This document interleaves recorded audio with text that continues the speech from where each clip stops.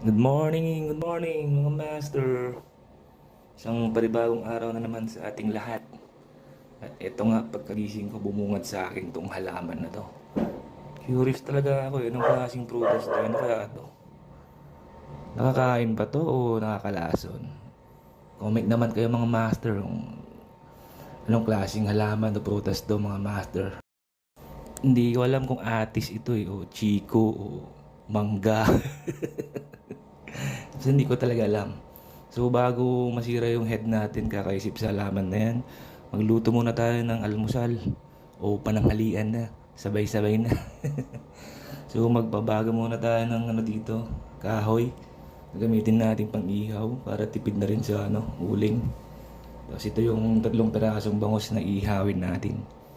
Halo natin to sa gulay.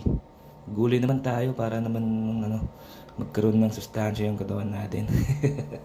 So sinalang ko na tang dalawa kasi hindi kasya yung 3. So ayan, fast forward, luto na agad, ihaw na agad.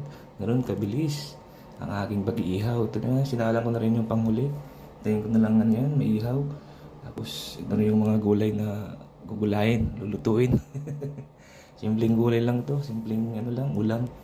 Kasi tayo ngayon eh. Tipid. Hindi naman yan sa nagtitipid. Basta trip ko lang maggulay ng ganito.